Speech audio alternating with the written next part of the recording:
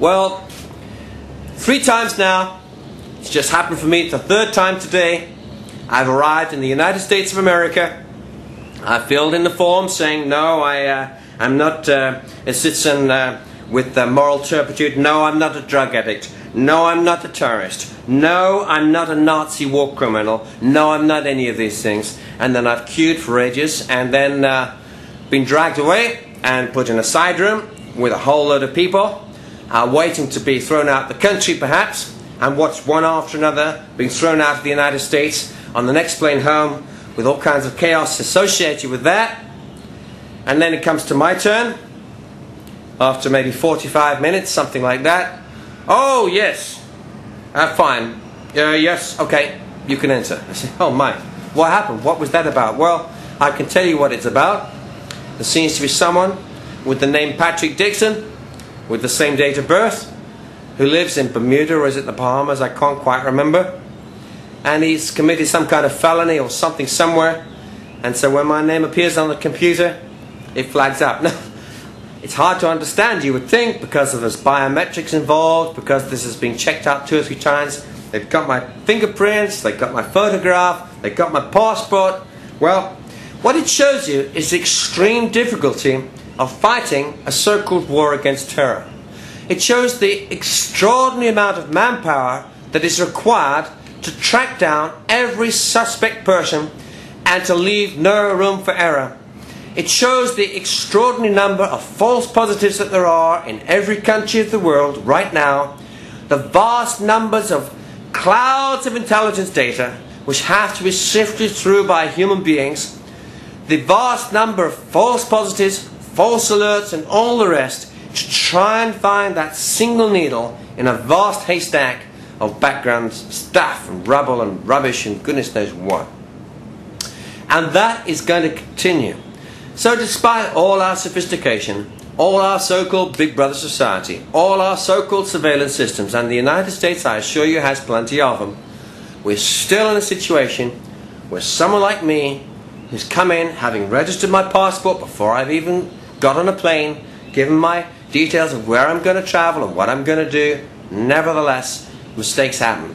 And it's happening every single day, and it's costing the US economy a huge amount of dollars. It's costing the UK, every European country, and just about every other country that is a threat from terror, a huge amount of money. And that is, in fact, the victory for terrorism. Why? Because the number of people that are actually killed or maimed or wounded through acts of terrorism worldwide is infinitesimally small compared to deaths from just about every other cause. Your risk of being blown up as a result of a terrorist attack is effectively 0, and that's the same for me too. So, the disruption is actually not from terrorist acts, but from fear of them.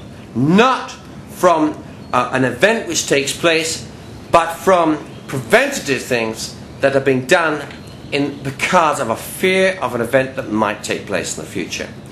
I remember in London, standing outside the Ritz Hotel and watching policemen solemnly dismantle every single traffic light within a 400-meter radius, removing or testing every single light bulb.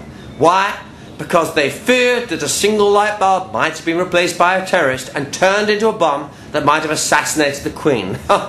One, what was the actual risk of that? Only they would know. 2, that's a very sad state of affairs, because as I say, it shows that terrorists have truly won. So what is the real answer against the war against terror? Well, for a start, is to realize that the greatest weapon of a terrorist is fear. And the greatest way that we can kick back as a society is to take a much more relaxed view about our daily lives. And that's what we had to do in the UK. We did it during the Blitz, when 1 in 4 of all the homes in London were rendered uninhabitable because of terror attacks. What do I mean by that? I mean unmanned rockets just raining out of the sky, fired from another country, traveling hundreds of miles and landing randomly, often without warning, in a very heavily populated area. Well, life went on. And the British people discovered, as did the German people too, that you can carry on bombing, but life continues, because that's what happens.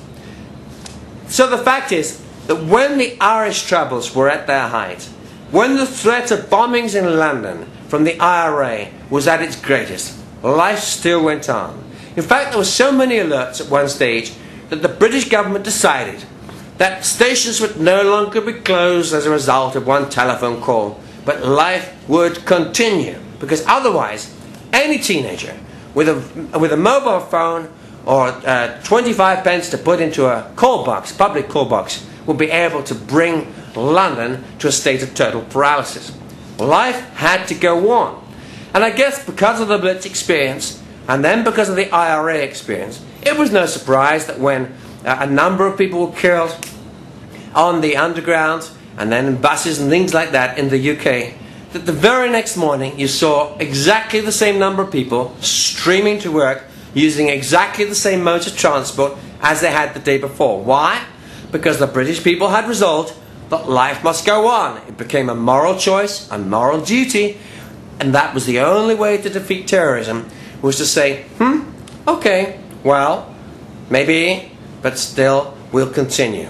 And the fact is, you see, that we need to do our maths, because even if a terrorist was to set off a bomb every couple of weeks on the London Underground service, killing maybe 5, 10 or 15 people, if, as a result of that, everyone stopped using that service and started walking or cycling or even using their car to work, the number of people that would die as a result of that switch would be even greater than dying as a result of those terror attacks. Well, but we're not necessarily as rational as that, because terror attacks capture the imagination and they generate huge media coverage, which is another question for us when we think about how we want to manage our future.